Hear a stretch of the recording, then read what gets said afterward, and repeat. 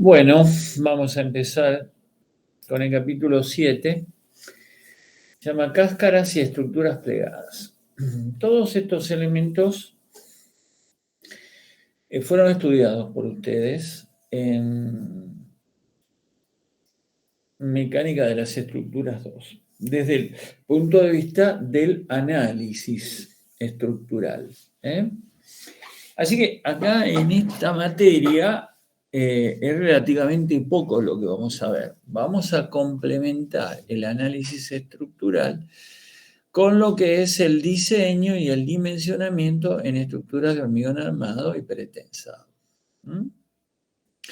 No vamos a hacer análisis estructural ni de cáscara ni de estructuras plegadas. De modo tal que ya vamos a ver que decidieron armar en la práctica los chicos, pero muchas veces lo que hacemos es tratar de tomar los mismos ejercicios que se tomaron en esa materia y complementarlos ahora con el dimensionamiento, con las verificaciones y el dimensionamiento de armaduras. Si no tienen ejercicio de eso resuelto, están en un problema, ahora van a tener que resolver alguno, digamos, para poder avanzar. ¿Sí? En todo caso, puede ser que lo hayan hecho analíticamente en su momento. Si no lo tienen, ahora ya directamente lo pueden hacer en forma numérica, porque en la práctica, hoy por hoy, ya se ha abandonado el estilo de trabajo en base al estudio analítico. Hoy se prefiere hacer el análisis por elementos finitos, porque tiene grandes ventajas en cuanto a que uno puede poner las condiciones de contorno que quiera y ahí aparecen todas las perturbaciones de borde, que en los estudios analíticos eso no es tan simple de considerar y además se llega a soluciones bastante complicadas, con fórmulas bastante complicadas, donde en realidad hay más posibilidad de equivocarse tratando de resolver esas funciones analíticamente que haciendo un modelo, ¿no? Bueno, de la forma que sea, ustedes acá no van a resolver, no tienen necesidad de resolver analíticamente ninguna cáscara ni una estructura plegada. O no deberían tener que hacerlo. Y si lo tienen que hacer, bueno, lo tendrán que hacer, pero nosotros no vamos a explicar nada de cómo hacerlo. Lo tienen que hacer en base a lo que aprendieron. Algunos comentarios, por supuesto, para reforzar lo que de alguna forma ya conoce. Nosotros vamos a trabajar con cáscaras delgadas y las cáscaras son elementos espaciales, tridimensionales, donde el espesor de ese elemento es relativamente pequeño en relación a las otras dimensiones. Y por supuesto, entonces, cuando se trata de un elemento que tiene una dimensión delgada en relación a las otras dos, se trata de una lámina. Se puede considerar que es una lámina y entra dentro del grupo de las estructuras laminares. No recuerdo bien, la verdad que ahora en este momento tendríamos que mirarlo. En el programa puede ser que aparezca incluso el capítulo como estructuras laminares, pero yo en el libro he preferido tratar el tema directamente con cáscaras y estructuras plegadas, porque dentro de las estructuras laminares también están las placas, las losas. Y el cálculo y diseño de losas, ustedes ya lo han visto en la materia anterior, en estructuras de hormigón. Y también entrarían las vigas de gran altura, que también son estructuras laminares, pero que nosotros ya hemos visto en otro capítulo. Entonces acá lo que vamos a abordar concretamente son cáscaras y estructuras plegadas. Según la vinculación, como mencioné también hace un ratito, que uno le dé a una estructura tipo cáscara, uno puede lograr que ella trabaje en estado membranal. Para eso se requiere una adecuada vinculación y también que las cargas tengan ciertas particularidades. Cuando los estados de cargas no tienen condiciones de simetría, normalmente el estado membranal se pierde. Así que se necesitan que se cumplan ciertas condiciones. Que trabaje en estado membranal quiere decir que no aparecen esfuerzos de corte ni esfuerzos flexionales ni torsionales, solo aparecen esfuerzos en su plano medio, tangente a su curva, en cualquier lugar, a su curvatura, digamos, y solamente vamos a tener esfuerzos de estado plano. Entonces aparecen tensiones normales y tensiones tangenciales, que si quieren la integran en el espesor, como generalmente se hace, entonces aparecen esfuerzos normales y de corte en el plano. Las formas de la cáscara son muy diversas. Hay soluciones muy clásicas.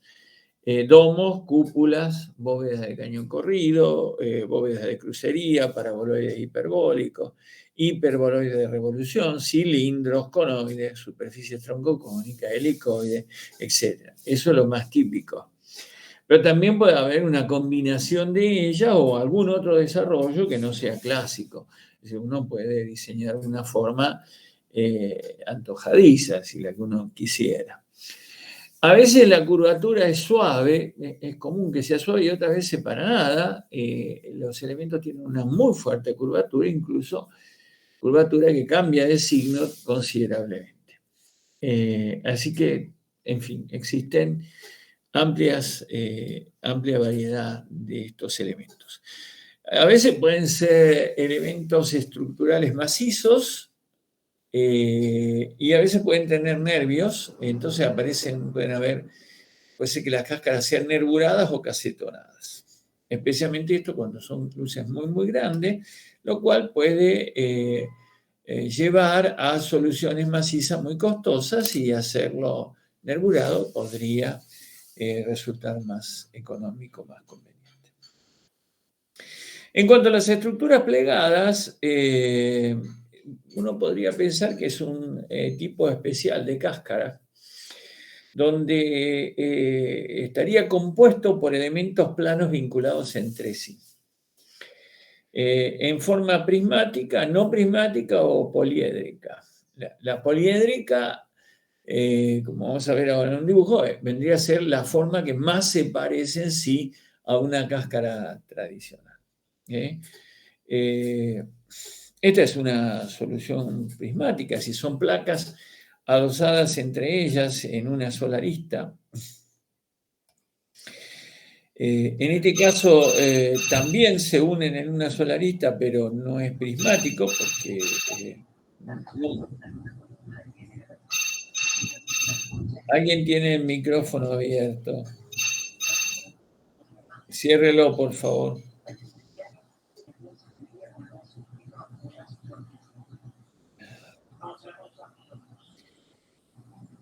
Por favor, alguien tiene el micrófono abierto.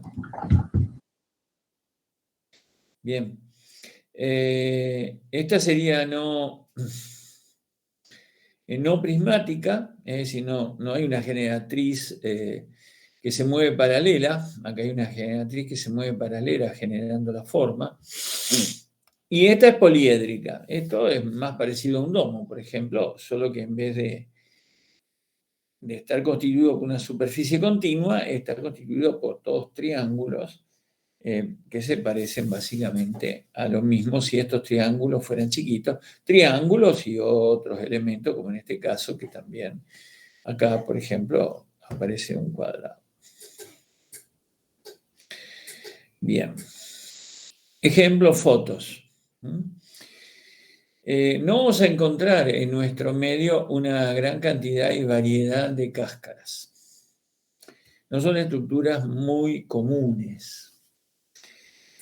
La realidad es que un ingeniero civil tiene relativamente pocas opciones, salvo que esté muy especializado en el tema, en desarrollar y o trabajar en cáscaras, porque no son construcciones habituales. Los invito a que recorran la ciudad de Rosario y me digan cuántas cáscaras se encuentran, digamos. No es que hay pocas, hay bastantes. La gran mayoría las van a ver en las iglesias, que son las cúpulas de las iglesias, y las bóvedas que aparecen en las iglesias, que son más bien tradicionales, antiguas, y básicamente en la gran mayoría ni siquiera construidas en hormigón armado. Pero en hormigón armado hay pocas. Este es un caso, es el planetario de la ciudad de Rosario. ¿Eh? El planetario de la ciudad de Rosario, si uno lo mira así desde afuera, parece una gran cáscara, pero es mentira.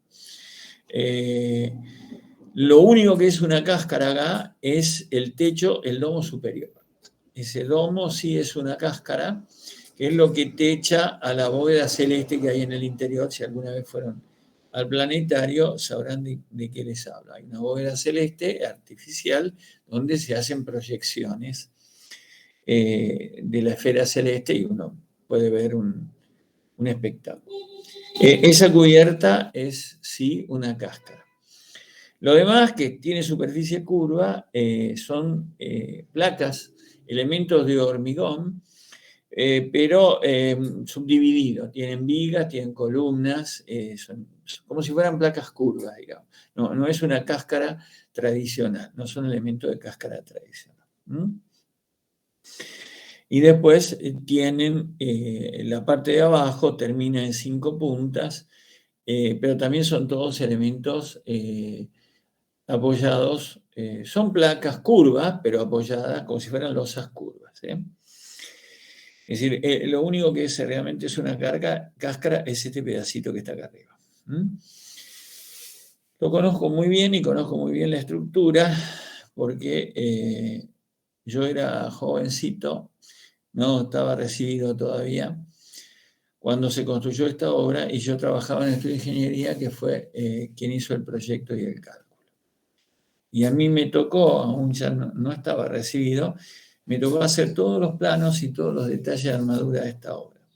Y no calculé la cáscara, que la calculó el ingeniero Said,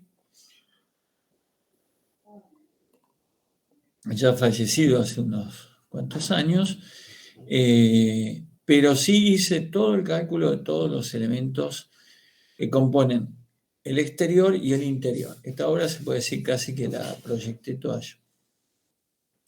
La dibujé todos los planos e hice todos los detalles de armado. Hace ya muchos años porque yo todavía no me había recibido. Tendría en esos momentos entre 22, 23 años más o menos. Hace más de 40 años. Bueno.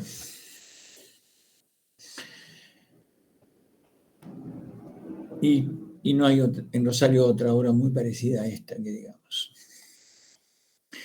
Esta es una cúpula muy clásica, es la cúpula de la Basílica de San Pedro, muy reconocida o reconocible. Esta también es una cúpula muy conocida, una mezquita, esta también. Esta es emblemática, maravillosa, es una obra de arte, para los que nos apasiona la ingeniería civil, directamente para llorar. Algo así me pasó cuando estuve ahí, tengo la fortuna de haber estado ahí. Esto es está en Roma y es el Panteón de Roma. Esta cubierta es inmensa, se hizo hace muchísimos años, es cementicia, ya los romanos sabían usar el cemento, lo tenían en forma casi natural, entonces lo podían usar, está perfecta, es algo maravilloso. Si alguna vez van a Roma, acuérdense de mí y no dejen de ir a ver eso. A lo mejor ya alguno la vio y entonces también es tan afortunado como soy yo. Pero no pueden dejar de ir a ver esa obra porque es magnífico y además por la edad que tiene y el estado de cómo se mantiene. Bueno, bellísimo. Bueno, esta también la pueden conocer, la pueden reconocer, es el Taj Mahal. También está en Moscú. Bueno, tengo suerte, todas esas las conozco personalmente. Esta es una bóveda de cañón corrido de una iglesia en España. Esta también es una bóveda de cañón corrido, pero en este caso está casetonada. Esto es lo que se llama una bóveda de crucería. Esto está hecho con mampuestos. Como el diseño respeta condiciones favorables para mantener la condición membranal, trabajan estos elementos básicamente comprimidos y se sostienen sin necesidad de tener uniones que tomen flexión. Acá la ven un poco más ampliada, otra solución, ¿no? Muy interesante, mucha bóveda de crucería pueden encontrar en Buenos Aires, en la iglesia que está en la Manzana de las Luces de San Ignacio, tiene bóveda de crucería. Bueno, esto es un estacionamiento. A un caso como esto me refería cuando son elementos de gran curvatura, muy bien curvos, con cambios de curvatura, son sillas de montar, muy delgadas y con pocos puntos de apoyo. Un gran estacionamiento, que todavía está en etapa de construcción en esta foto. Este es otro estacionamiento, esto es un paraboloide hiperbólico, también grandes luces, pocos apoyos, mucho espacio por debajo. Este es más cotidiano, es un paraboloide hiperbólico en una cubierta de una estación de expendio de combustible, con un solo apoyo interior. Interesante. Esta es una casa simplemente.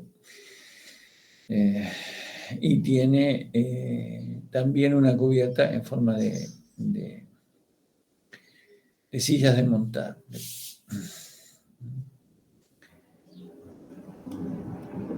Estos son hiperboloides de revolución, muy clásicos, se utiliza mucho como elemento para disipar calor, son disipadores de calor. Acá lo que tienen son, estos van a ser silos, acá no estamos viendo todavía los silos porque esto está en etapa de construcción. Esto viene a ser un tabique sobre el cual va a apoyarse el silo, un tabique sobrelevado. Esto se ha construido con encofrado deslizante.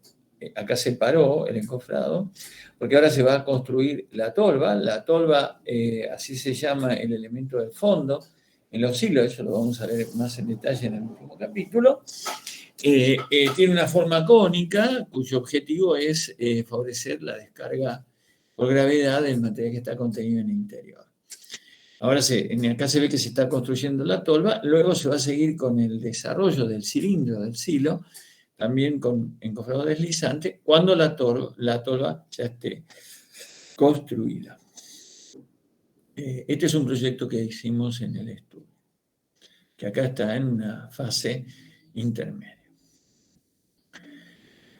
Tiene dos tipos de cáscara, una cónica, acá, esto digamos que es más bien un tabique curvo, es un tabique curvo. Esta parte es una vía de gran altura curva. Y después faltaría el cilindro, que todavía acá no se ve porque no está hecho. Acá sí ven otros silos de hormigón armado, con una cubierta de hormigón armado, cónica. Entonces también acá ven superficies cilíndricas, cónicas, es decir, cáscaras. Estos silos tienen la particularidad que son silos pretensados, de hormigón pretensado. Ustedes van a ver algún ejemplo que vamos a desarrollar en esta materia de cómo se calcula un silo pretensado.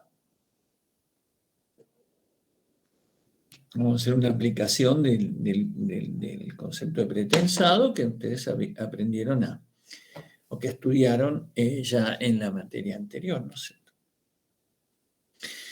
Bien, también en alguna cáscara o en alguna estructura plegada van a hacer también uso del pretensado. Vamos a integrar conocimientos acá. Bueno, ustedes ven que este silo tiene acá una especie de columna vertical y tiene otra acá y tiene otra del otro lado que no se ve. Esos son los lugares donde se colocan los anclajes de los tensores de pretensado. Porque no hay un cable que da toda la vuelta alrededor porque las pérdidas son muy grandes. Entonces el cable está dividido en 3 elementos y se tesan uno por uno y se van retesando para compensar las pérdidas y tratar de equiparar y se tesa de un lado y del otro para así compensar las pérdidas por entrada de cono y mantener una tensión bastante uniforme. La cáscara, que es el techo cónico, es prefabricada. Son dovelas que hemos diseñado, algunas se ven acá, que se están colocando, y se va armando la cáscara con elementos premoldeados. Hay una torreta interior, que la ven acá. Ahí se van apoyando las primeras y después se van autoequilibrando entre sí y se va completando. Y después se hace un sello húmedo entre las uniones y queda completada la estructura de techo, que es un cono.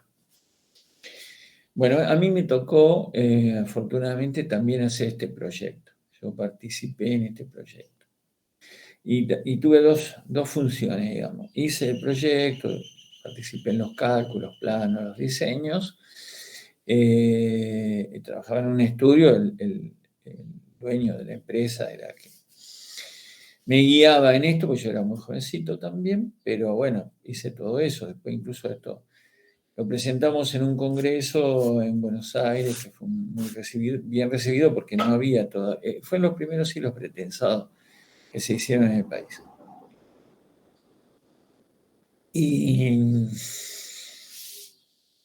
Y además me tocó ir a hacer el pretensado.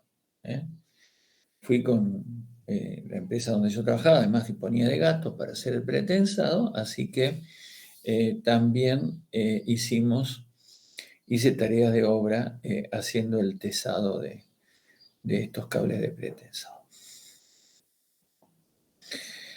Bueno, estructura plegada, la más cercana a nosotros, el techo del IMAE. El techo del IMAE es un ejemplo clásico de una estructura plegada. Acá no se ve demasiado cómo es el techo, pero todos los conocemos. Ya con la foto de conjunto sirve para darnos cuenta de qué estamos hablando.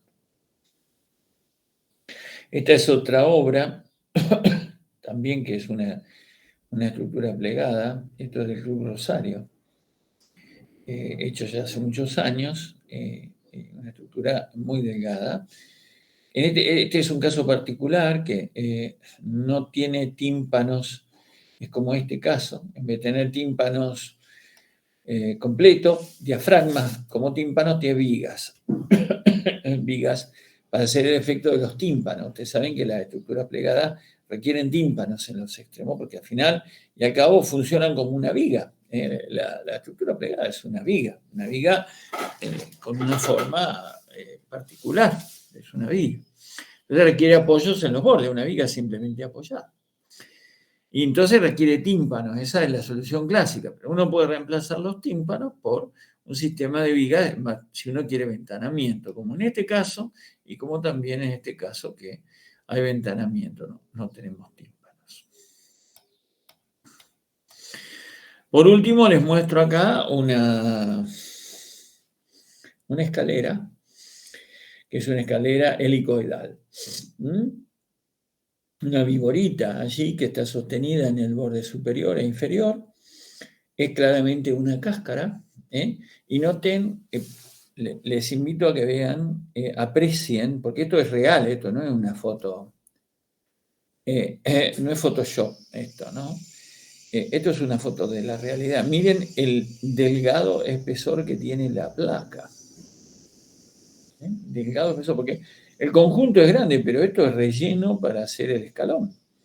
La estructura es la parte fina que uno ve, que mantiene continuidad por debajo de lo que son los escalones. Es un elemento muy delgado. Está trabajando en estado, membranal, flexional, tiene una serie de combinaciones. Pero bueno, para que vean, esta estructurita es una linda y ingeniosa, bueno, no es tanto ingenioso, pero una linda cáscara que ahí hasta mete un poquito de miedo, ¿no? Por lo finita que es, pero bueno, si está bien resuelta, funciona perfectamente. Y Raúl, perdón, no tiene baranda tampoco, es media peligrosa. Bueno, pero no seas tan duro, mirá allá atrás, ¿qué ves allá atrás? ¿No ves los andamios? No está Ah, terminado esto no todavía. está terminado, claro. Sí, vos te demorás mucho tiempo para recibirte y después querés recibirte rápido. Tranquilo, anda despacio. Esto por ahí te agarra la ansiedad de la nave. Ah, bueno, pero tranquilízate. No terminaron todavía acá.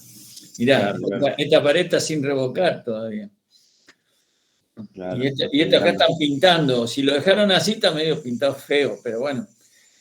Capaz era arte, ¿viste? Y Sí, ahora, sí. No, está claramente, esto está en etapa de construcción. claro, bien, bien. Bueno, muy bien. Como el análisis estructural queda descartado en esta materia, porque la idea es que no repitamos nada, sino vamos a volver a primer año.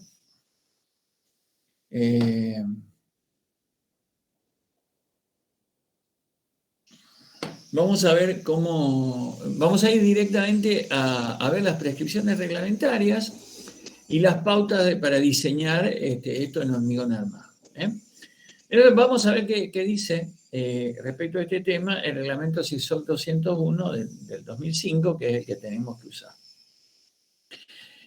Y la primera cosa interesante que dice el reglamento es que nosotros podemos hacer el cálculo de esta estructura considerando para el hormigón que no está fisurado y que es linealmente elástico, homogéneo e isótropo. Una mentira total, pero es lo que generalmente hacemos cuando resolvemos también vigas y pórticos, ¿no? Lo hacemos generalmente pensando que los materiales son elásticos, son homogéneos, son isótropos. Incluso, hasta si me hace falta, puedo elegir que el coeficiente de Poisson vale 0.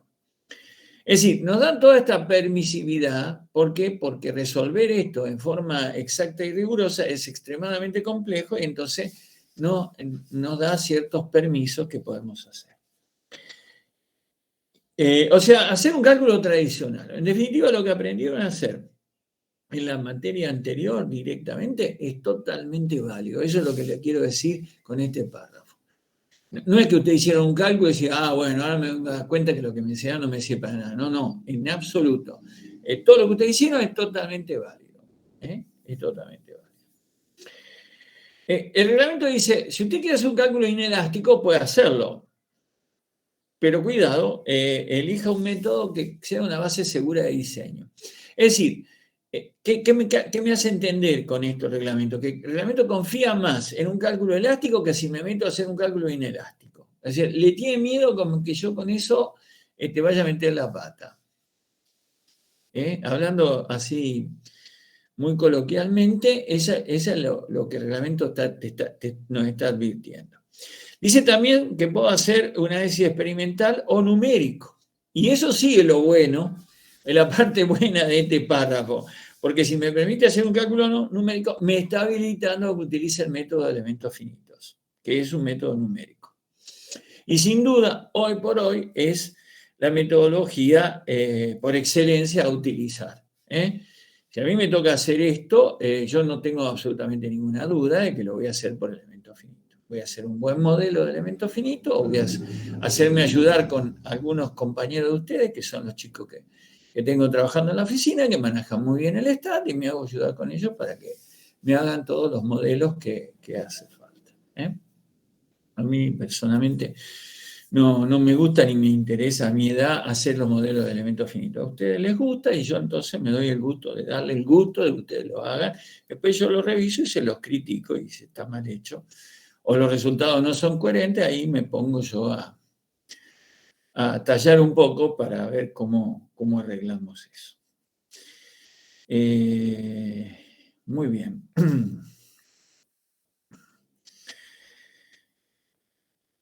Perfecto.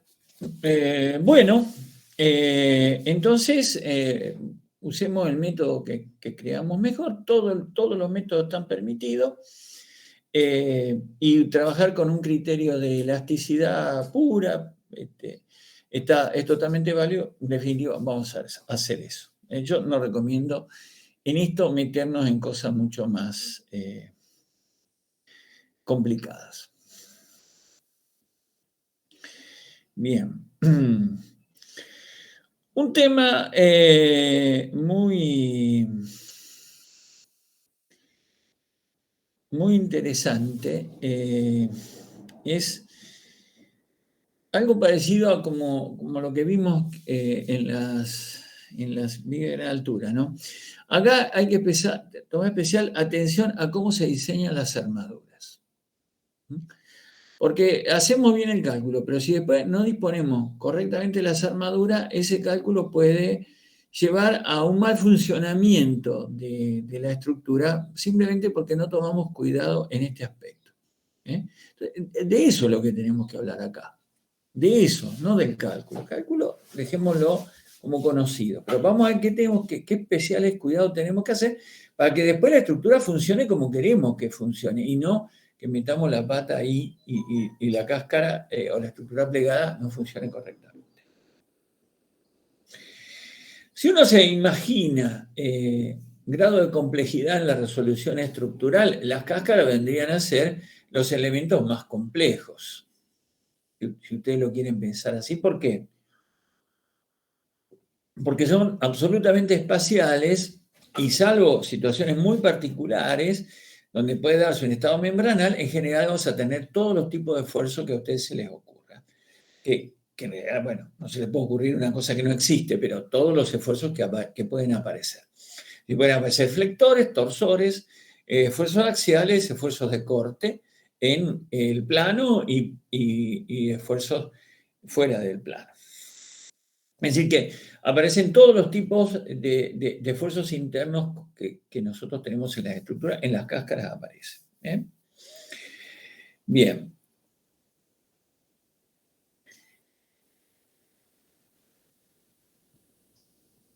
¿Qué hay que asegurarse cuando uno hace el análisis de una estructura compleja, donde no es tan fácil y tan simple vaticinar los resultados? Pues si yo meto una viga simplemente apoyada, que la pobre se ordena mal, pero la meto en esta, y la carga está para abajo, y me sale que el gran momento flector es todo de tracción arriba, yo rápidamente digo, esto no puede ser, y tengo que revisar y me doy cuenta que metí un dato mal, digamos. Acá hay que ser muy cuidadoso porque a lo mejor uno metió un dato mal, le da resultado y uno no se da cuenta de que hizo algo mal, porque a veces los resultados son un poco no previsibles, especialmente para alguien que no esté muy experimentado, y uno se puede convencer de que eso está bien cuando en realidad está mal. Entonces, una primera práctica muy interesante es hacer verificaciones de equilibrio entre la resistencia interna y las cargas externas. Es decir, si yo tomo la estructura y la corto por la mitad y analizo lo que tengo por afuera, de un lado, y analizo los esfuerzos internos que tengo y hago un planteo global de equilibrio y no me da, algo está mal. Que me dé tampoco quiere decir que esté bien, pero por lo menos son controles básicos para asegurar que uno no ha hecho una metida de pata y que metió un vínculo por un lado y se le fueron las cargas a un lugar que no tienen que ir y que entonces, es decir, por lo menos uno va a evitar los horrores. Es decir, llamo con eso a los errores muy groseros, grotescos. Eso seguramente los va a detectar. Algo muy sutil y muy finito, posiblemente no. Eso hay que tener un ojo mucho más preparado. Pero esto es lo mínimo que hay que hacer. Entonces, en estructuras raras, este concepto de que hay siempre que tratar de verificar equilibrio entre la resistencia interna y las cargas externas, no es válido para esto, es válido siempre. Lo que pasa es que hay algunos problemas tan comunes, tan ya naturalizados en su análisis, en los cuales uno puede tomar esta verificación como obvia y no hacerla, descartarla. Pero cuando está resolviendo algo de lo cual no conoce demasiado, necesita sí o sí hacer estos controles para asegurarse de que uno no ha cometido un error bastante importante. ¿Podríamos hacer estos elementos pretensados? Claro que sí. El pretensado es una forma particular del hormigón armado, digamos. Con el pretensado lo que uno hace es colocar armaduras que generen un estado de pretensión que evite que se provoquen tensiones de tracción, pero al final y al cabo hacemos un hormigón armado, porque no es un hormigón armado tradicional, pero colocamos armaduras en general para hacer eso. Uno podría pretensar de otra manera que no es colocando armaduras, pero lo usual, lo convencional es hacerlo colocando armaduras que se tesan previamente y por eso hablamos de hormigón pretensado. Bueno, cuando vamos a hacer una estructura pretensada hay que considerar las cargas que generan el pretensado, es decir, todo lo que induce el pretensado. Hay que controlar las cargas de fisuración y hay que hacer verificaciones con cargas mayoradas. En todo caso, ¿no es cierto? Siempre haciendo la verificación de resistencia para cargas mayoradas y la capacidad en servicio de la estructura. Una dificultad que hay con el tesado o el pretensado es que en general puede pasar que no es como una viga donde uno puede tener los cables de pretensado siempre dentro de un plano. Puede pasarnos que los cables no nos queden siempre dentro de un plano cuando tenemos una superficie curva. Y si tenemos cables que no están dentro del plano, vamos a tener fuerzas de desvío que van a introducir solicitaciones un poco anormales o extrañas, cuyas consecuencias hay que evaluar bien para que no digamos, el pretensado puede parecer un efecto favorable, pero por no estar introducido correctamente podrían aparecer efectos indeseados. Por ejemplo, en este caso. Cuando uno mete un pretensado en este sentido, en esta bóveda, uno tiene que tener claro que está metiendo esfuerzos verticales y horizontales. Y si uno, por ejemplo, hace el cable curvo, como se ve acá, ese plano que uno tiene no es un plano siempre plano, un plano que va variando de inclinación si uno quiere mantener el cable dentro de la cáscara, obviamente que eso quiere. Entonces, este es un cable que se curva en el espacio. Y empiezan a aparecer componentes de desvío en el espacio, cuya presencia debe ser tomada en cuenta a ver qué le hace eso a la cáscara. Entonces, no es para no usar pretensado por este motivo. Simplemente la advertencia es, si va a usar el pretensado, que no se le escape esto.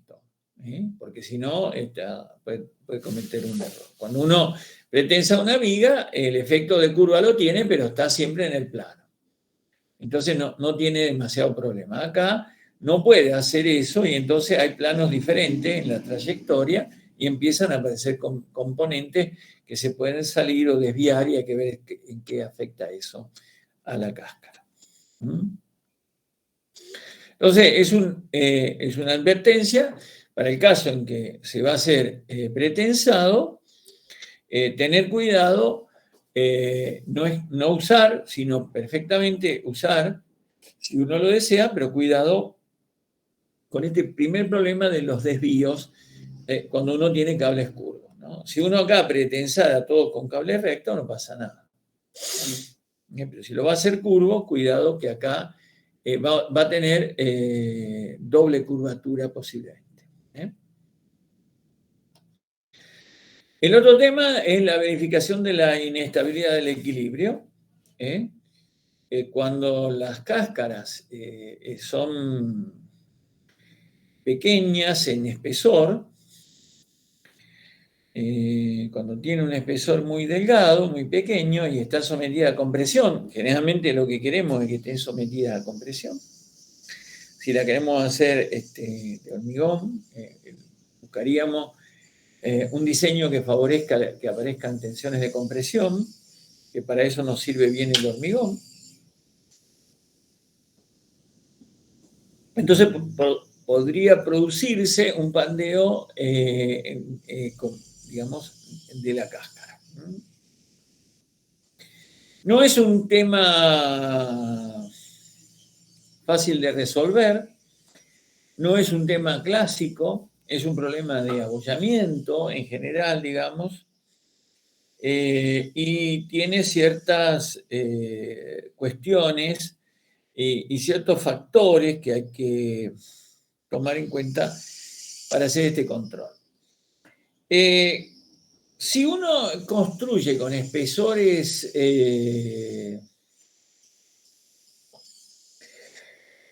más o menos importantes, para poder hacer un adecuado armado, o sea que uno no hace una estructura muy, muy osada, digamos. Si uno es un poquito más conservador, trabaja con espesores más o menos importantes, es muy poco probable que uno tenga este problema de pandeo o de abollamiento. Pero si uno va a trabajar con espesores muy delgados, Calatrava ha hecho cáscaras muy importantes trabajando espesores de 4 centímetros. ¿Por qué?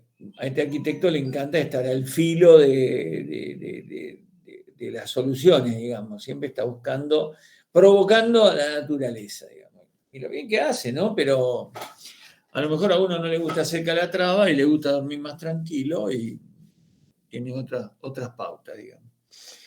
Entonces, bueno, sí, hay que tener cuidado con esto. Bueno, la realidad es que yo acá en el libro no les resuelvo nada sobre este tema. Solo les advierto del problema, nada más. Después leen un poco esto con cuidado en casa, tranquilos, viendo un poco qué advertencia les hago para que ustedes, bueno, puedan contarme esto si se los pido en el coloquio. Pero no les voy a pedir que hagan estas verificaciones. Esto requiere de utilizar bibliografía especializada porque es un tema que no es tan simple como calcular una carga crítica, así como que sí, cuando uno tiene una barra, una columna. Es un poco más complicado. Pero no hay que dejar de señalarlo porque no es un problema que uno deba ignorar. De hecho, la mayoría de lo que está escrito en el libro no son palabras mías, sino que están sacadas del reglamento, del artículo 19.2.8. El capítulo 19 es el capítulo donde el reglamento trata las cáscaras y las estructuras plegadas. Sé es porque estos temas están en los comentarios, no en la parte del reglamento puro. Y bueno, esto que está acá es lo que yo transcribí directamente del reglamento. Son los comentarios de advertencia que el reglamento hace sobre este tema. Bien, y vamos ahora un poco más al diseño de armaduras, cómo calcular las armaduras, cuáles son las pautas reglamentarias para resolver esto. Bien, vamos a hacer antes de empezar con este tema, vamos a hacer un descansito de 5 minutos. Y después seguimos.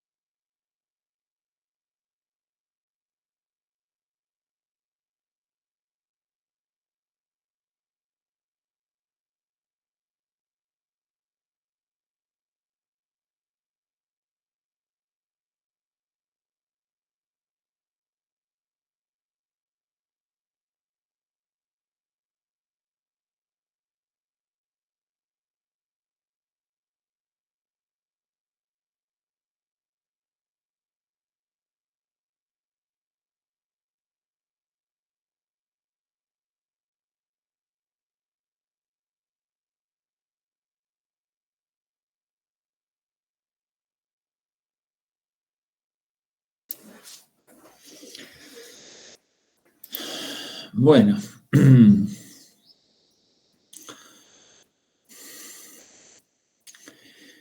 Para empezar, el reglamento no da un espesor mínimo. Solo dice que hay que adoptar un espesor tal que se cumplan las condiciones de resistencia y de servicio, empleando para la resistencia el método LRFD. Así que si por cálculo a mí me hace falta 4 centímetros de espesor y yo me animo a diseñar la cáscara con 4 centímetros, eso está perfecto. Justamente el reglamento no pone un mínimo porque hay cáscaras que se pueden hacer muy delgadas, pero cada uno decidirá si lo quiere hacer tan delgado o no, en función de cuál es la técnica constructiva que va a usar. Pero está claro, el reglamento no dice mínimo 10 centímetros, por ejemplo, no lo dice.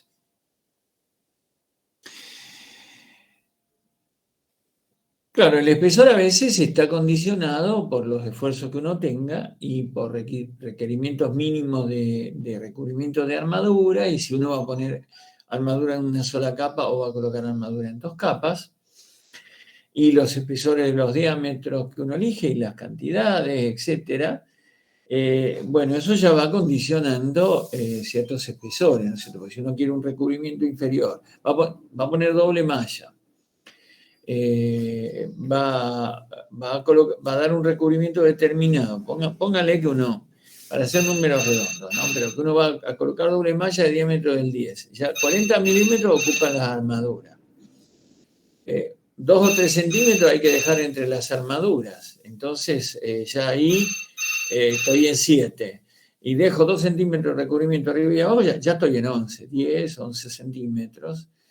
Bueno, puede ser que trabaje con diámetros menores, que el recubrimiento sea un poco menor, lo que sea, un poco menos, pero si voy a armar con ese criterio no puedo estar pensando en 4 centímetros, no tengo factibilidad física de poder hacer eso.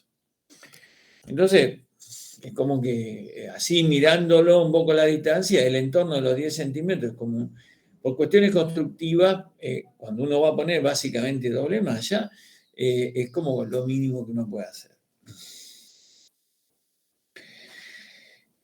Bien. Si uno particularmente quiere tener hormigón visto, por ejemplo, tiene que ser cauto de que el hormigón pueda colarse bien, que no nos quede nido de piedra, y bueno, también eso hace que uno tiene que elegir espesores un poquito más cuidados. El reglamento dice que hay que utilizar como mínimo un hormigón de 20 megapascales de resistencia característica y el acero no puede superar los 420 megapascales. La resistencia de 20 megapascales se va a cumplir porque hoy prácticamente no hay... uno compra el hormigón elaborado y el hormigón elaborado hoy por hoy o es H25, H30, es decir que eso lo van a tener siempre por cumplido. En cuanto al acero, normalmente trabajamos con acero ADN 420, pero también en algunos casos, especialmente en las estructuras plegadas,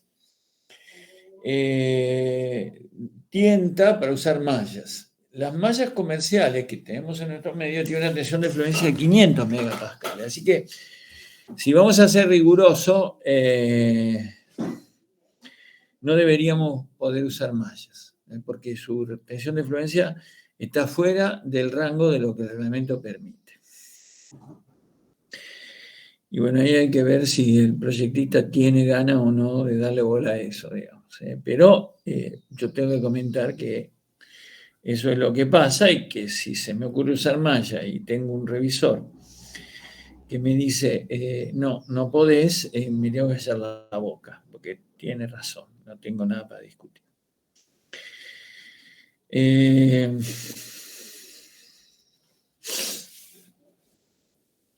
Se pide cuando hay zonas que se van a fisurar, que la resistencia nominal a compresión en la dirección a la fisura se limite o se adopte como 0,4 de F'C. Bien.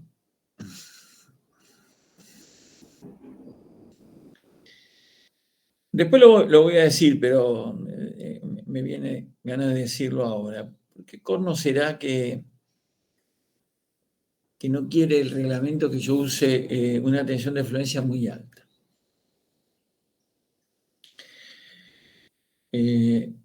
Y bueno, es fácil, pensando un poquito, de darse cuenta. Cuando la tensión de fluencia es muy alta, lo más probable es que la rotura sea por compresión. Es decir, haya una falla por aplastamiento. Y el reglamento lo que entonces me está diciendo, en este momento indirectamente, después me lo va a decir directamente, está queriendo de que la rotura sea dúctil. Entonces, para que la rotura sea dúctil, no podemos trabajar con una alta tensión de fluencia. Entonces, por eso me limita la tensión de fluencia. Para provocar que la falla sea dúctil. ¿Para qué tengo que poner armaduras? Las armaduras las tengo que poner para resistir las tensiones de tracción originadas por los esfuerzos membranales. O sea, yo puedo tener esfuerzos membranales que me demanden la colocación de armaduras en el plano medio o en la curva media de la cáscara. Para resistir los momentos flexores y torsores, o flectores y torsores.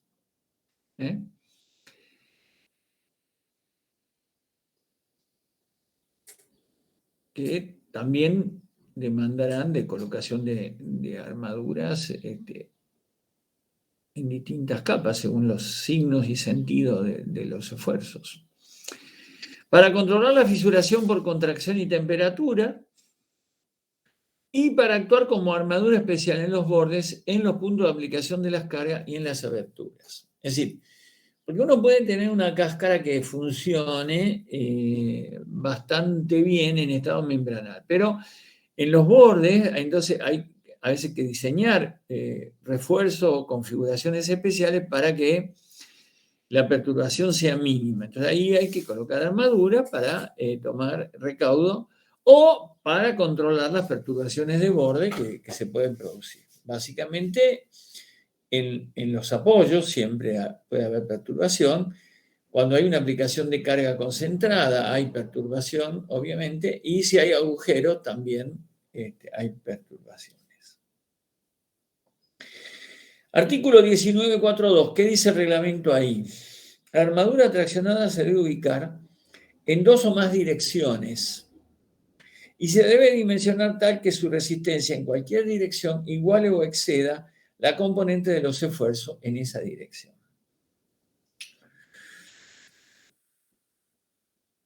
Entonces, ¿qué sería lo ideal? Y lo ideal sería que en cada punto nosotros evaluemos las tensiones normales y tangenciales, ubiquemos las tensiones principales y coloquemos las armaduras siguiendo la dirección de las tensiones principales de tracción. Y esto sería lo ideal, porque entonces podríamos colocar incluso una sola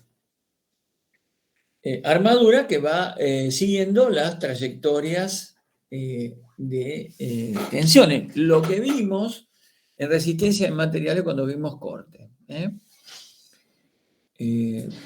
La dirección de las tensiones principales me estarían diciendo cuál es la dirección de las armaduras. Pero claro, eso es un problema, porque difícilmente, salvo algunos diseños particulares, yo vaya a lograr que las trayectorias de tensiones se mantengan en líneas rectas, van a ser curvas. Eso me obligaría a hacer armaduras que vayan siguiendo la dirección de esas trayectorias, lo cual es bastante complicado de ejecutar en obra. Y como eso es complicado de ejecutar, el reglamento dice coloque por lo menos armaduras en 2 direcciones, de manera tal que uno en cada punto tiene dos componentes de tracción que de alguna manera pueden tomar la fuerza de tracción que se origina en una dirección arbitraria. Entonces, colocando una malla, uno siempre tiene armaduras para absorber esfuerzos que no están en la dirección particular de ninguna de ellas dos, en las direcciones de las barras que forman la malla. Incluso el reglamento dice hasta si hace falta más de dos direcciones. En general no hacemos eso, tratamos de colocar una malla.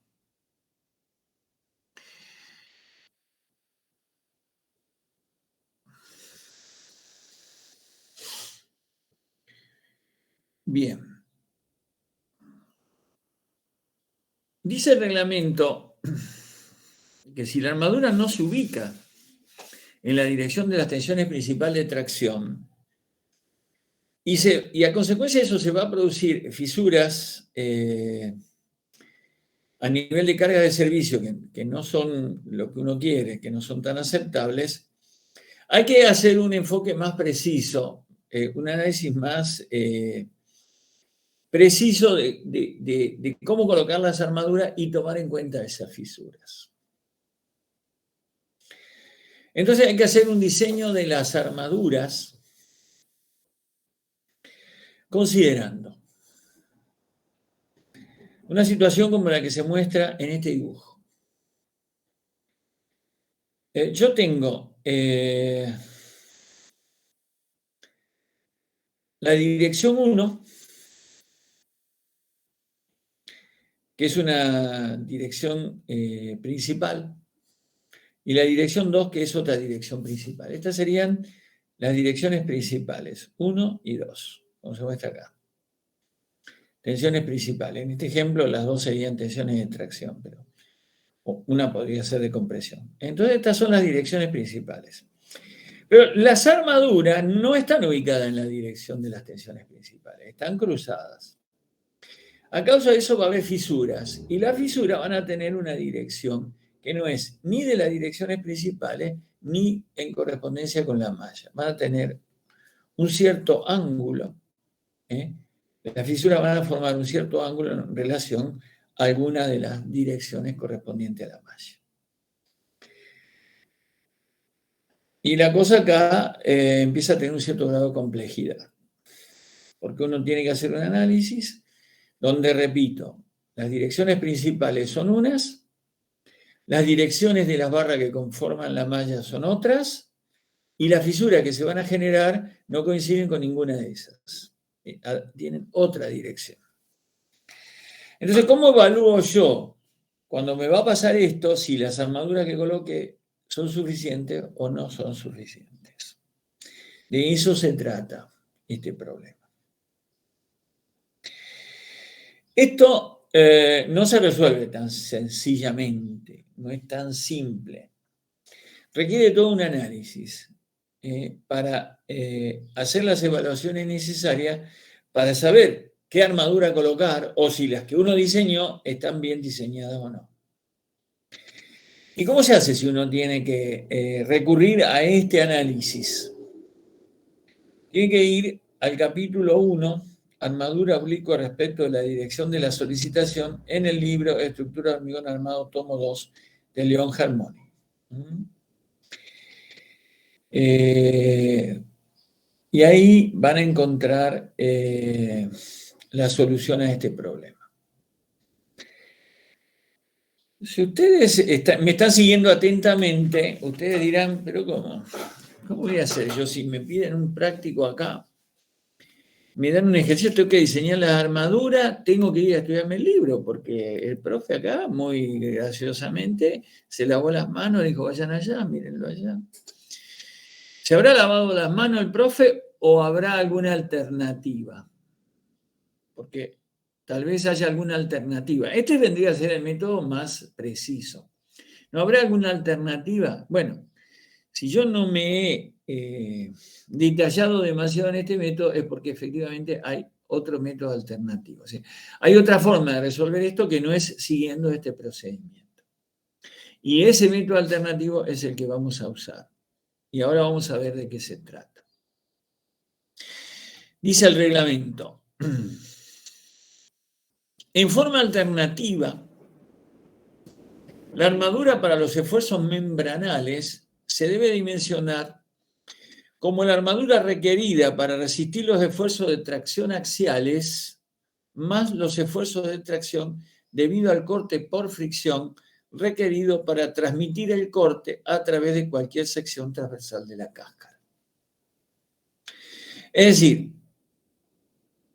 el reglamento me dice, mire, si usted tiene este problema, va a tener que tener en cuenta cómo son las fisuras, qué dirección tienen, dónde se forman, etc. ¿Qué dice Raúl? Bueno, el método para resolver eso está desarrollado en tal libro, en tal lugar. Vayan y mírenlo ahí. Pero el reglamento dice, mire, si no quiere hacer eso, yo le doy otra solución. Y esta solución es mucho más simple de implementar. Y vamos por la alternativa, claramente. Y es así en la que vamos a aplicar y vamos a explicar un poquito más. Entonces, el reglamento dice, mire, yo tengo un estado plano, ¿no? Como si fuera este caso. Entonces tengo un esfuerzo en X, tengo un esfuerzo en Y, esfuerzos de tracción en este caso. Y además hay corte. NIX, NXY, que están aplicados en un estado plano, en este estado membrana. Entonces el reglamento dice, en esta cara, tome la armadura que usted necesita para este esfuerzo NX, más la armadura que usted necesita para tomar este esfuerzo de corte por fricción. La resistencia de corte por fricción, el reglamento la detalla a través de lo que se ve en esta figura. Cuando yo tengo un esfuerzo de corte en este sentido, puedo colocar armaduras perpendiculares, que calculo con esta fórmula, para absorber el esfuerzo de corte. Corte por fricción. Entonces yo tengo que, acá está, la formulita de cómo sacar esa armadura que yo voy a necesitar.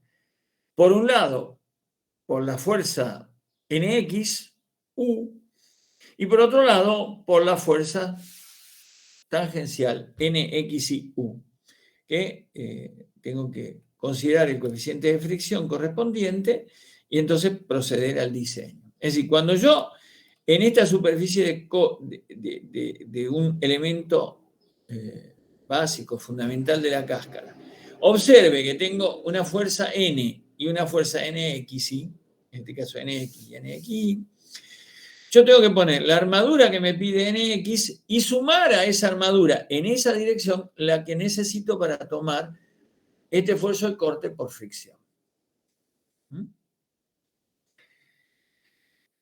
En esta cara, lo mismo. ¿Qué pasaría, por ejemplo, si ustedes en esta cara tuvieran NX y en esta cara NI fuera 0? Uno diría, como NI es 0, no tengo que poner armaduras. O podría ser hasta de compresión. No tengo que poner armaduras. Pero si tengo NXY, tengo NIX.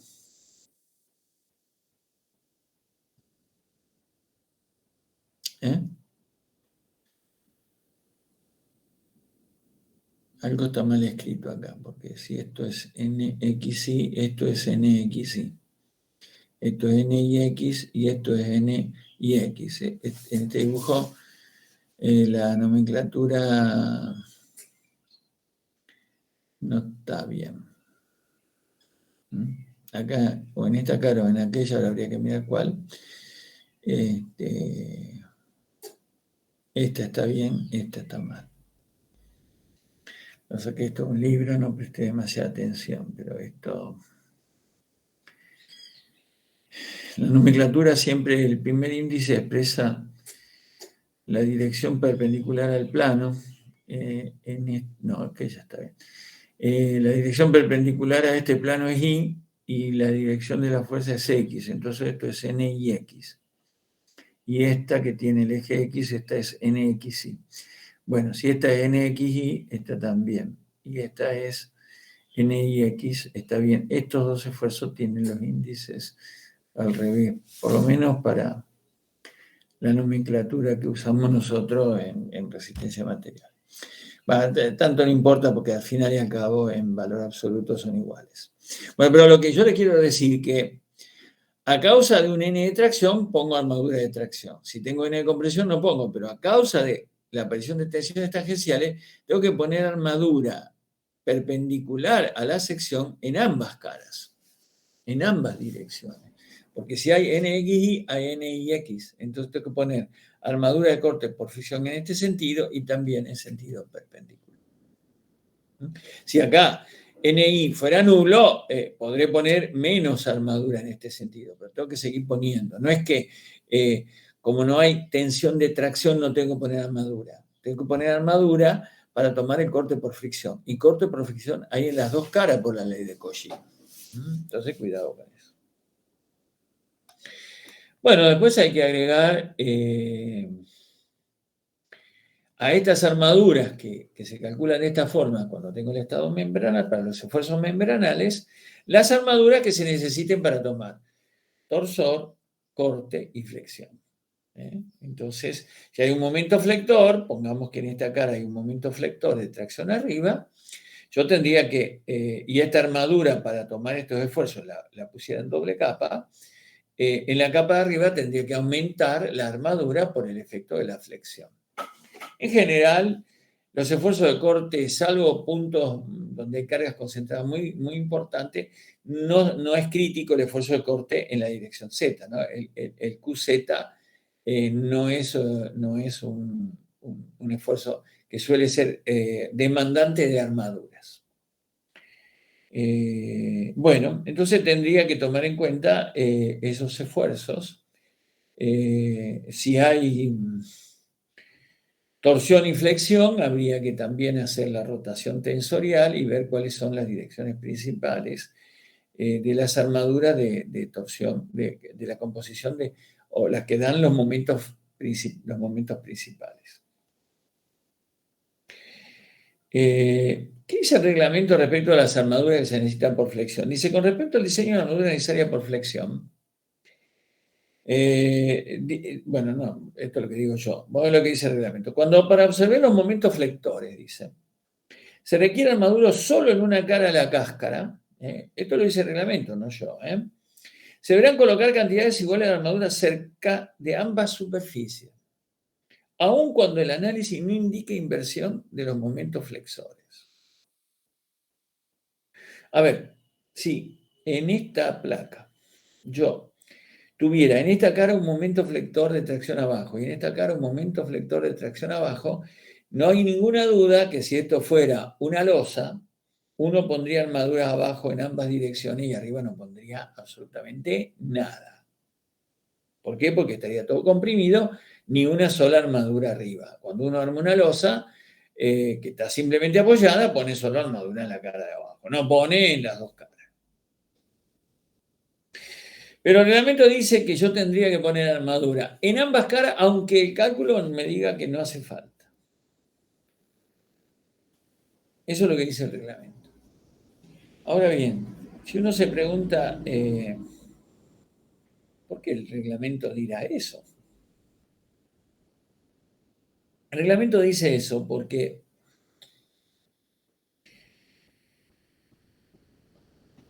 dice el reglamento que a veces el signo del momento flector, especialmente esto pasa en la zona de perturbación, puede cambiar rápidamente de signo. Lo digo en un término vulgar. Cuando hay perturbaciones de borde, el momento flector hace como una especie de viborita. Tengo un momento de tracción arriba, me cambia, me va a tracción abajo, me sube de nuevo, y en poca distancia. Y después se atenúa o se amortigua rápidamente, pero cambiando de signos. Entonces, digamos, en un análisis muy elemental, a lo mejor por formulitas, donde no tengo un buen detalle de cómo varían los esfuerzos, me puedo estar comiendo esos cambios de signo, y para prevenir que no cometa un error, el reglamento dice, mira, poner la armadura de los dos lados y estamos bien. Bueno, yo lo acepto si esto si el análisis se hizo a través de fórmulas analíticas, alguna simplificación, etcétera, con lo que uno no tiene la posibilidad de ver esto con más detalle, con más cuidado. Entonces ahí uno dice, bueno,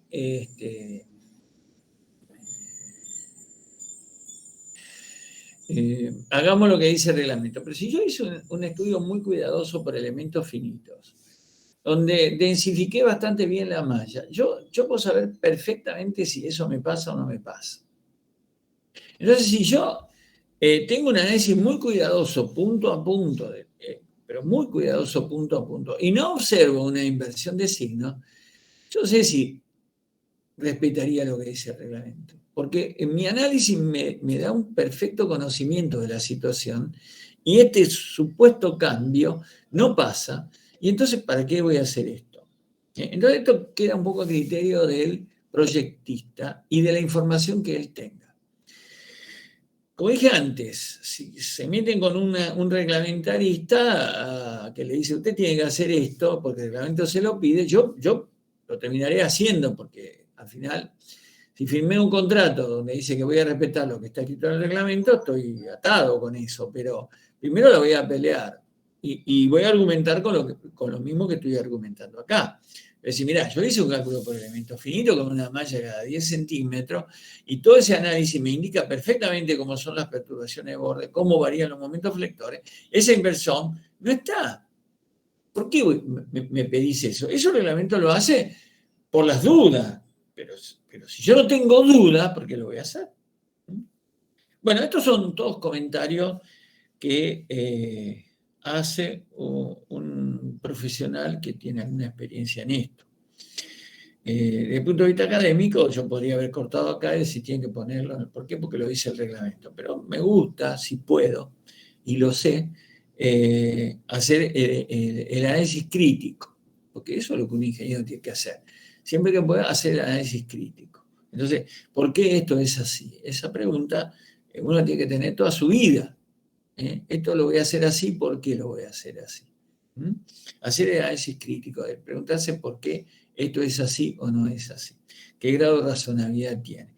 A veces no tengo forma de saberlo, mi conocimiento no me alcanza y no me queda otra cosa más que hacer lo prescripto, porque no tengo capacidad para discutir ese valor o esa recomendación.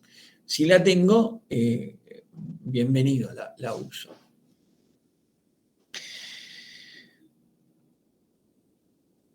Según el reglamento, el área de armadura en cualquier sección de una cáscara, medida en dos direcciones ortogonales, debe ser mayor o igual que la armadura por contracción y temperatura que se exige para losas. Y considerando, ¿no es cierto?, que hay una limitación en la tensión de fluencia del acero, la cuantía mínima, entonces, que prescribe el reglamento es el 1,8 por mil. Y esa es la armadura mínima que tenemos que colocar.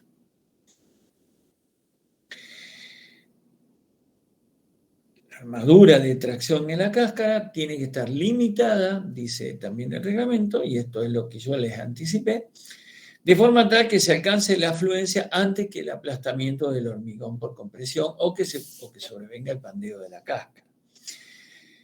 Es por eso entonces que el reglamento no me deja usar una tensión de fluencia muy alta. Opinión mía.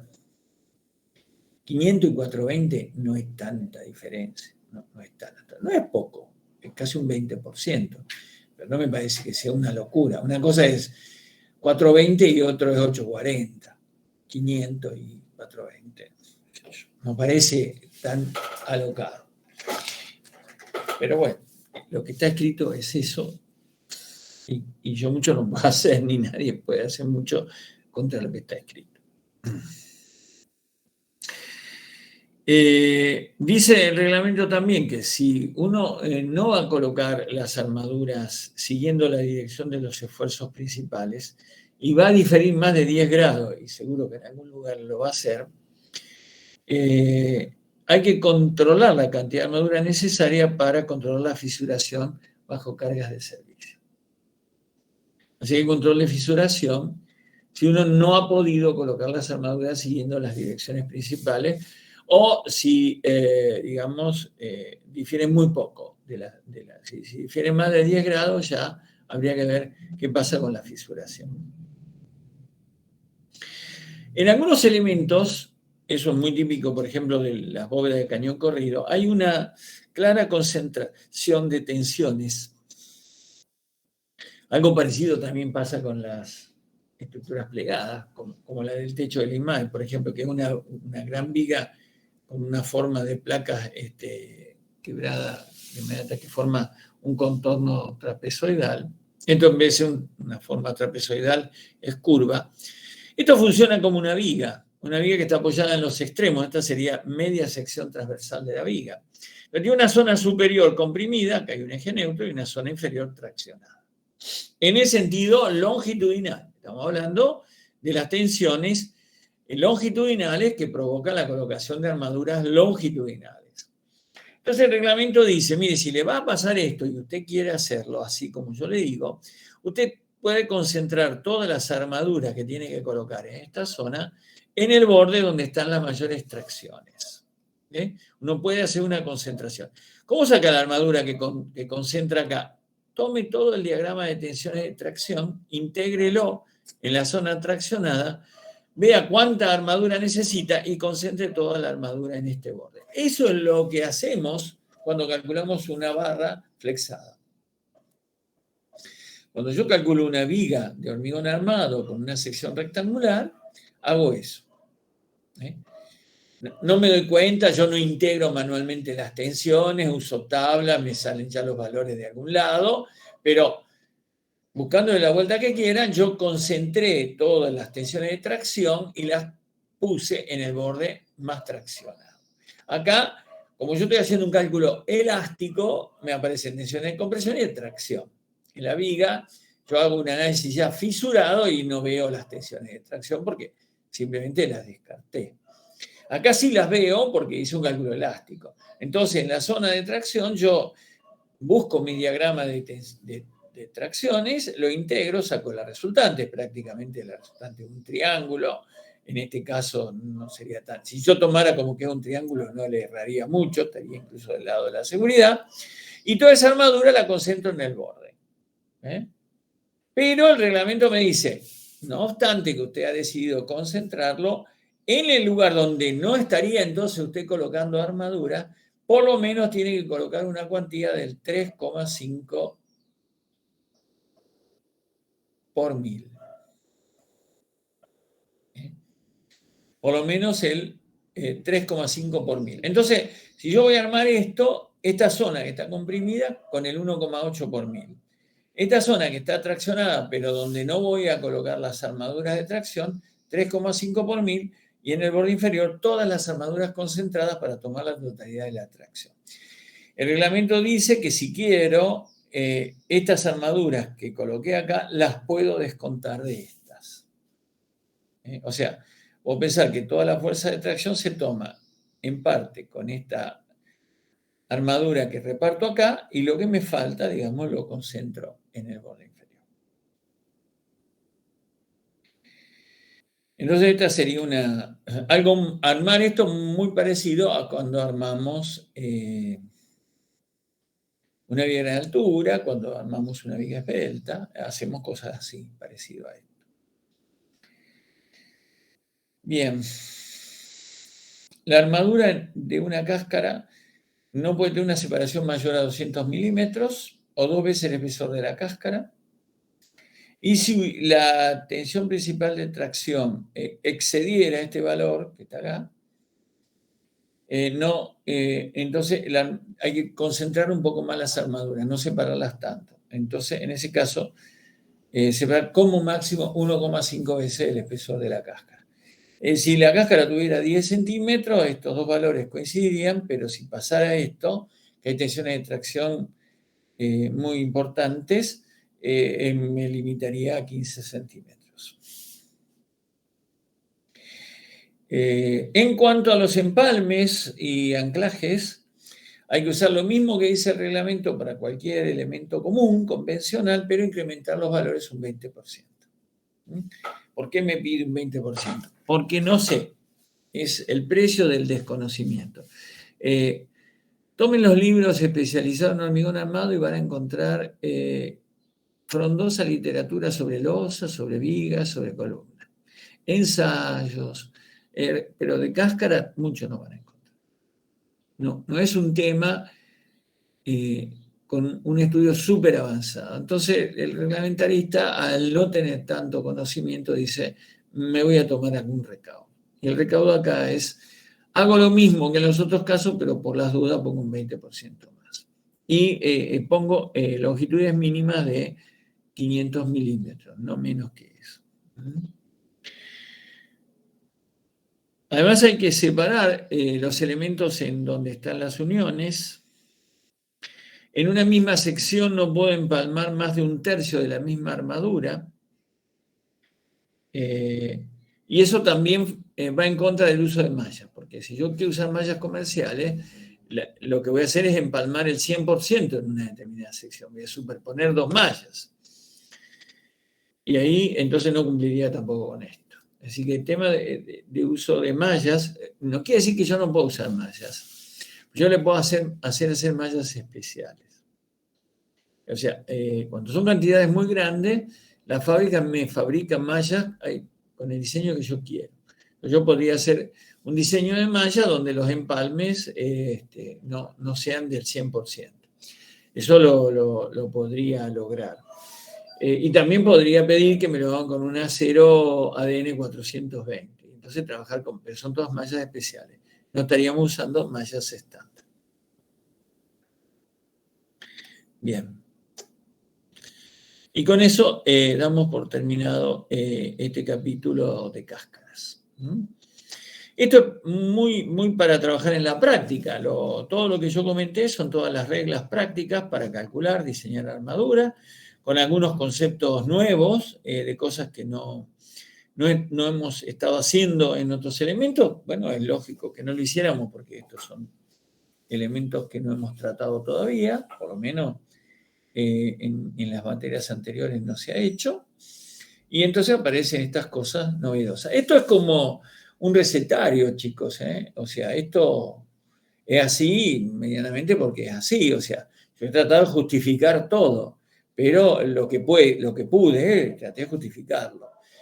Trato de justificarlo. Ustedes así lo tienen que estudiar y así lo tienen que aprender.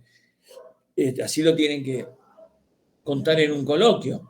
Pero, de hecho, que lo tengo que hacer con este método o alternativamente el otro, es una imposición o una disposición, más que imposición, del reglamento. Lo tengo que hacer así porque el reglamento dice que lo tengo que hacer así. Lo que hacemos nosotros es ayudar un poco para que ustedes lo interpreten bien, lo mejor posible, ayudarlo lo más posible y que no cometan errores como por ejemplo esto de no darse cuenta que la armadura de corte por fricción siempre demanda una malla, siempre demanda una armadura ortogonal. No necesariamente igual cantidad de armadura en las dos direcciones, pero si hay esfuerzos tangenciales membranales y aplican este método simplificado, necesariamente hay que colocar armadura de corte por fricción en las dos caras, o sea, ortogonalmente. Bueno, aquí hemos llegado. Tenemos unos minutos que me gustaría aprovechar para avanzar. Este tema lo vamos a dejar para el final. Me gustaría repasar a ver si este semestre cambiamos de idea o no. A ver qué podemos hacer.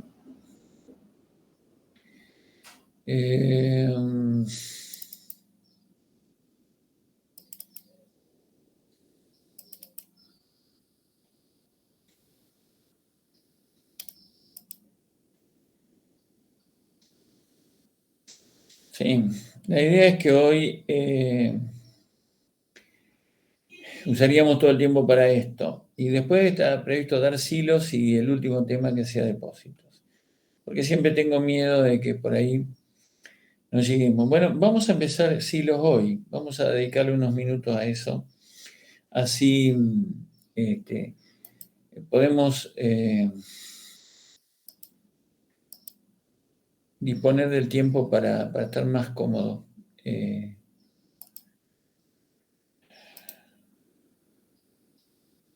dice? Bien, vamos a saltear lo dejamos para el final. Y arrancamos con silos. Vamos a ver, aunque sea hoy algunos conceptos, le vamos a ganar un poquito, algunos temas vamos a avanzar. Entonces vamos a empezar con silos, que me interesa que puedan hacer alguna práctica sobre este tema. Bueno, ¿qué es un silo? Es la primera pregunta, ¿no? Un silo es una estructura de contención de paredes verticales, destinada a contener materiales granulares o pulverulentos. ¿Cómo ser qué? Granos de cereales, trigo, maíz, arroz, avena, cebada, centeno, sorgo, mijo, etc. Semillas de oleaginosas, soja, girasol, maní, colza, lino, harinas, pellets. El pellet es el subproducto que uno tiene, por ejemplo, cuando saca aceite en las semillas de oleaginosas. Toda la fibra que queda se llama pellet, que también tiene un uso comercial, industrial. Cemento de albañilería, cales, arena, carbón, chip de madera, fertilizantes sólidos, granulados, como ceruria, nitrato amónico cálcico, cloruro potásico, etc. Todos estos materiales son materiales granulares, algunos más finamente divididos, otros menos. Las harinas, el cemento está muy finamente dividido, la arena un poco menos, las semillas un poco menos todavía, ¿no? El chip de madera menos y el carbón menos todavía. Pero bueno, son todos elementos en partículas relativamente pequeñas. Y esos materiales granulares de partícula pequeña tienen fricción interna. O sea que hay rozamiento entre las partículas de ese material y la pared que lo contiene. Entonces, cuando yo tengo un recinto de paredes verticales y meto un material granular en su interior, quiere empujar contra las paredes. Porque vamos a un ejemplo más natural. Si yo tomo material granular y lo tiro contra un piso, él va a tomar un talud. Es decir, no es que se va, como si fuera agua, se va a esparcir totalmente sobre la superficie. Se va a quedar formando una pila con superficie inclinada, en general cónica, si se lo permito, manteniendo un ángulo que está relacionado con el ángulo de fricción interna de ese material. Pero si yo no le dejo tomar ese talud natural porque lo confino entre dos paredes, él, como no puede tomar su talud natural, esa cuña que le falta hace que él empuje horizontalmente sobre las paredes. Entonces aparecen empujes laterales, como los empujes que vimos sobre los muros de sostenimiento. Pero en este caso de los hilos, como entre las partículas hay fricción, esa fuerza horizontal al actuar sobre la pared y al haber fricción, produce que haya un rozamiento contra la pared. Y entonces parte de la carga vertical del peso del material que está ensilado se va a trasladar hacia el fondo a través de la pared y no directamente por continuidad con la propia masa del material. O sea, hay una transferencia de carga vertical de toda la masa ensilada a las paredes. Y entonces una parte importante del total de la carga no llega al fondo del silo, sino que llega al fondo del silo, pero a través de las paredes. No llega a través del piso del silo, sino a través de las paredes del silo. Ese efecto de esa transferencia de carga a las paredes del silo es lo que se llama y se conoce como efecto de silo.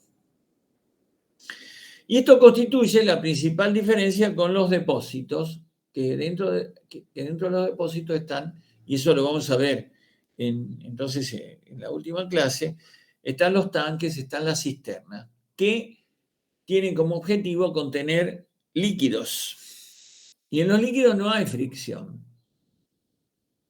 O si hay, es viscosidad, es bajísima, extremadamente baja.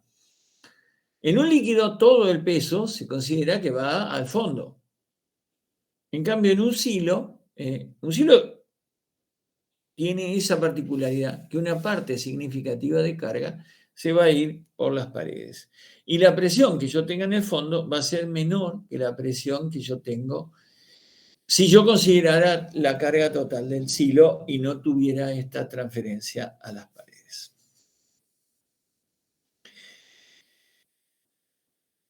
Bien. Lo primero que tenemos que saber hacer es determinar cuánto se va por las paredes y cuánto queda en el piso. Es decir, evaluar este efecto de silo. Esto es algo nuevo, que justamente no lo hemos visto en otros casos, porque se ve en silos y justamente se llama efecto de silo. Lo tenemos que ver ahora. Hay diferentes teorías. No hay una sola teoría de cómo se produce esta transferencia, pero la más conocida, la más común y además la que usa la mayoría de los reglamentos es la que se conoce como teoría de Janssen.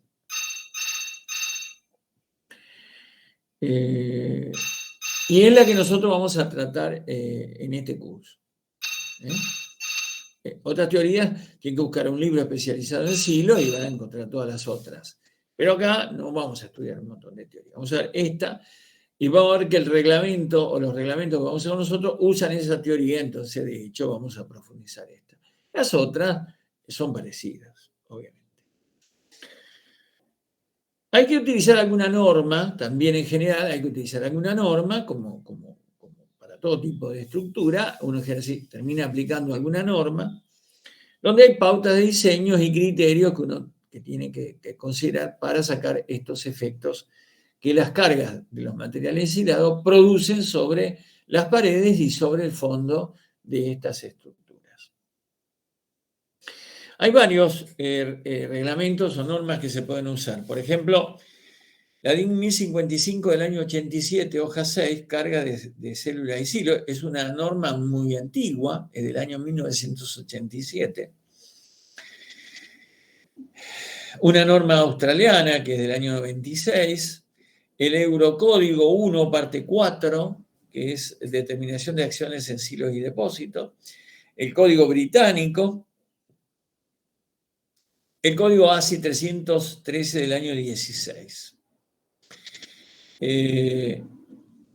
Y puede haber más. Yo cito algunos de los reglamentos. ¿Qué vamos a usar nosotros de todos estos? Nosotros vamos a usar el ASI 313 del año 16. ¿Por qué? Porque la reglamentación SIGSOC está toda copiada y adaptada en algunas cosas del código ASI 318, que es primo hermano de este. Cuando estudiemos este, vamos a ver que él hace en muchos casos referencia a la norma o al código ASI 318. Entonces yo digo, hoy por hoy el SIGSOC no tiene una norma de silos y calculo que no va a tener nunca o no lo va a tener por mucho tiempo porque los silos no son obras tan populares, tan utilizadas. ¿Se utilizan en la industria? Muchos, sí, claro que sí, pero muchas más se construyen carreteras, se construyen edificios que silos. Entonces, eso no parece tener un gran interés en generar o tener una norma de silo. Pero yo digo que si alguna vez hubiera, no tengo absolutamente ninguna duda que se van a copiar de esta. Bueno, en mi opinión. Si usted me pregunta si es la que más me gusta, le diría que no necesariamente es la que más me gusta, por lo menos no en todos los aspectos. Van a ver que tiene algunas cosas muy complejas y que no la hacen muy interesante. Y yo le voy a decir en otras normas cómo se puede simplificar eso, cómo simplifican eso. Bueno, pero despacio, vamos a ir despacio. Yo preferiría usar el Eurocódigo 1, parte 4, porque me parece que usa más o menos lo mismo que este código, pero en algunas cuestiones delicadas hace simplificaciones que nos hacen mucho más fácil la vida, nos hace más fácil el cálculo. Y tienen suficiente claridad que realmente no sé si justifica las complicaciones que vamos a encontrar. Pero no tomé la decisión de trabajar con el Eurocódigo 1, sino el ASI, porque bueno, estoy convencido de que para ser consecuente con las otras normas que tenemos que usar ese.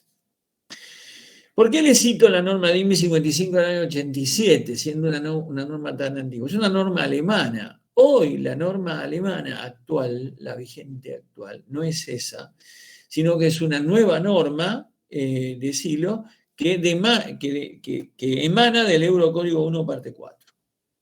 El Eurocódigo 1, parte 4 es una guía para hacer normas. Es un Eurocódigo. Cada país toma su Eurocódigo y le hace los ajustes necesarios propio y característico de su país. Los alemanes tomaron el Eurocódigo e hicieron su propia norma nueva. La tengo, pero la tengo en alemán, con lo cual yo no entiendo alemán. Lo único que entiendo en alemán que silo también se dice silo. No sé cómo se pronuncia, pero se dice silo, se escribe silo. Es todo lo que sé de alemán. Así que tampoco lo podría usar. Pero la norma DIN 1055-86 se usó muchísimo en nuestro país. ¿Por qué?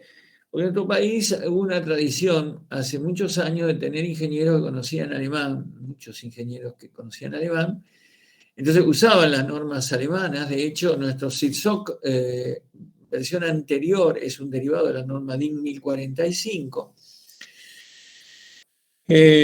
Y entonces esta norma tuvo gran difusión en la República Argentina. Y hoy por hoy todavía a veces los pliegos están escritos para que usemos esta norma. Esta norma es una norma que determina cómo obtener las cargas en los hilos, no cómo proyectar el silo. En cambio, la DIN, la ASI 313-16, dice especificaciones de diseños para silos de hormigón. O sea, no me va a decir solamente cómo sacar las cargas, sino me va a decir cómo lo tengo que dimensionar, qué espesores tengo que elegir, qué armaduras tengo que elegir, qué cuantías, cómo las tengo que disponer, qué tengo que hacer si tengo un agujero. O sea, me va a decir un montón de cosas. Entonces, en ese sentido, es mucho más completo, mucho más importante. Y le menciono esta norma porque a lo mejor en algún momento alguien le dice que lo tiene que hacer con esa norma. Especialmente si los pliegos los escriben ingenieros de mayor edad, que han trabajado desde hace muchos años, son más proclives a usar esa porque la conocen. Yo, a mí ya me ha tocado, en varios pliegos de obra que tuve que hacer silo, tener que usar esta norma. Incluso me han pedido que usara esta norma cuando no teníamos ni siquiera la versión 16. Yo la versión 16 la compré, la puse a disposición de los alumnos en forma inmediata, la tuve que pagar obviamente porque no la podía, porque la compré apenas salió y como uno siempre trata de conseguirla a lo mejor por internet, no estaba. Ahora la van a conseguir por internet. No sé si porque se difundió la que yo compré o porque apareció por otro lado, pero la cuestión es que ahora es fácil de conseguirla en internet. No es legal, obviamente, pero qué sé yo, eso queda a criterio de cada uno. Yo la tengo comprada y para mí es legal. Y seguramente no descarto que hoy por hoy tengamos una versión nueva, porque ya estamos en el 21. Los norteamericanos no dejan tantos años sin modificar las normas. Entonces, posiblemente hoy haya una versión posterior. Yo no la tengo. No sé cuánto puede haber cambiado tampoco. En realidad tengo versiones anteriores y no hay grandes cambios entre esta versión última y las anteriores, de manera tal que aplicar esta norma seguramente no tiene grandes modificaciones respecto a lo último que pueda haber pasado. Bien. Bueno, entonces eso es lo que vamos a hacer. ¿Qué involucra el término silo? El término silo en nuestro medio usualmente refiere a dos tipos de obra. Los que serían silos esbeltos, y como silo esbelto podemos distinguir, digamos, a un concepto simple de qué cosa es algo esbelto. Es algo que tiene mucha altura en relación a su sección transversal. Entonces, un silo de 30 metros de altura con un diámetro, si fuera circular el silo, de 10 metros, es un silo claramente esbelto. De aquellos que no lo son, porque podemos tener silos que, y después lo vamos a ver, que pueden tener 300 metros de largo, 80 metros de ancho y 7 metros de altura. Eso de esbelto no tiene nada. En nuestro medio suele utilizarse el mismo término para ambas cosas. En inglés, los que no son esbeltos se llaman bunkers. En nuestro país también se suele hacer esa diferencia. Y a los que no son esbeltos, o sea, los que tiene baja relación entre la altura y entre la altura o la pared y la planta, se lo llama silo celda. Tenemos varios nombres para esto: silo celda, silo galpón, celda de almacenamiento o simplemente celda. Y en general tratamos de reservar el término silo para los que son esbeltos. Entonces, es un poquito complejo, ¿no? O sea, si usamos la literatura inglesa, silo son los esbeltos y búnker los que no son esbeltos. En otro lado, como silo se indican ambas cosas. En nuestro país vamos a usar, y acá también, esta regla. Silos serán aquellos que son esbeltos. Y si no, los llamaremos silo celda, o los llamaremos silo galpón, o los llamaremos celda de almacenamiento, o simplemente celda. ¿Y qué importancia tiene? ¿Por qué yo estoy haciendo tanto énfasis en aquellos que son esbeltos y los que no lo son? Porque este efecto de silo solamente se produce en los silos esbeltos. Si los silos son muy bajos, el efecto de silo no se da. Y entonces hay que saber si tenemos un silo realmente o no tenemos un silo. Y para eso hay que ver de qué nos basamos, qué reglas utilizamos para saber si estamos en un caso o estamos en otro. Y estas reglas no son tan claras en todas las normas ni en toda la literatura, y particularmente no está totalmente claramente indicado en el código ASI 313. Pero sí, por ejemplo, está indicado en el Eurocódigo 1. Según el Eurocódigo 1, para tener un silo, la relación entre la altura y el diámetro tiene que ser por lo menos 1,5. O sea que si yo tuviera un silo de 10 metros, para que sea tratado como silo tendría que tener por lo menos 15 metros de altura. D sería el diámetro, o si la planta podría no ser circular, ¿no? Podría ser rectangular. En ese caso, D es la menor dimensión en planta. Ese es un criterio, pero no necesariamente ese criterio es el único criterio que hay, porque, por ejemplo, si voy a usar el ASI, no lo tengo desarrollado. Entonces, yo estoy buscando otros conceptos. Este es uno. Uno. Otro concepto es el siguiente. Fijarse cuál es el plano de fractura.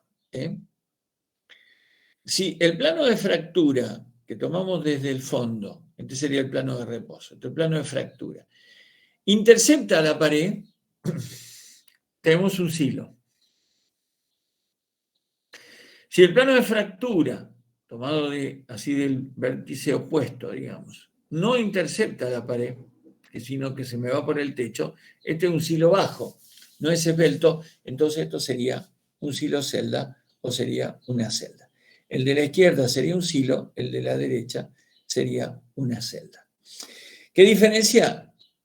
Básicamente, cuando tengo silo, voy a considerar el efecto de silo a los fines de determinar las presiones que se producen sobre las paredes y el fondo. Cuando tengo un silo celda, eso no lo puedo usar y los empujes sobre las paredes los tengo que calcular como empuje de tierra. Utilizando, por ejemplo, lo que ya vimos en muro de sostenimiento y aplicando para este caso la fórmula de Reinberg, que es la que preferentemente usamos, yo siempre uso esa, ¿no? Para el cálculo de las celdas. Antes de terminar, y ya estamos en horario como para terminar la clase esta, algunas ideas o dimensiones para que más o menos nos orientemos. Los hilos generalmente son cilíndricos, ¿no es cierto? La gran mayoría son cilíndricos. A veces puede haber de planta rectangular o circular, prismáticos, pero la gran mayoría son cilíndricos. Su diámetro puede variar entre 5 y 30 metros. Incluso más también. Pero bueno, pongamos algunos números para dar un entorno, qué sé yo. Alguien puede hacer lo que quiera. Y la altura puede estar entre 7 metros y 50 metros. Hay silos que son realmente muy altos. Después vamos a ver algunos ejemplos para darnos cuenta. Entonces, los silos normalmente 5 hasta 30 metros de diámetro, 7, 8, 10, 50 metros de altura. Los silos celdas generalmente tienen una planta rectangular. En la mayoría de los casos tienen planta rectangular. El ancho puede variar entre 30 y 80 metros y el largo puede variar entre 100 y 350 metros. Con altura de pared que puede estar entre 5 y 8 metros, para que ustedes noten la diferencia. Entonces, hablemos de un silo típico. Un silo típico, ¿no? 20 metros de diámetro y 30 metros de altura. Un silo típico. Es más o menos algo mediano razonable. 20 metros de diámetro, 30 metros de altura. Un silo razonable. Una celda razonable, mediana dentro de lo normal, 50 metros de ancho, 200 metros de largo, 6 metros de altura de pared. Con esos números, después de ahí un poco más para allá, un poco más para acá, van a encontrar entornos. Después les voy a mostrar fotos, lo vamos a ver en la clase que viene, ¿no? de distintas soluciones en ambos casos y así se van a componer en la idea de lo que estamos hablando. En cuanto a la capacidad y demás cosas. Bueno, hemos ganado un poquito de tiempo, dimos los conceptos hoy, así que la clase que viene ya estamos ya más dispuestos para seguir con el segundo punto y hablar de tipos de silos. Y de ahí en más seguiremos con todo lo que tengamos. Nos quedó, siempre tenemos la deuda de que nos quedó un temita de fundaciones para ver si podemos avanzar lo suficiente con este tema, a lo mejor lo enganchamos al final de este capítulo. Y si no, como les dije en su momento, les quedará a ustedes para que lo estudien por su cuenta. Bueno, por mí hoy ya está finalizada la clase. Gracias por la atención, por asistir y nos veremos la semana próxima. Dale, Raúl. Chao, profe. Chao, Chao, profe. Gracias.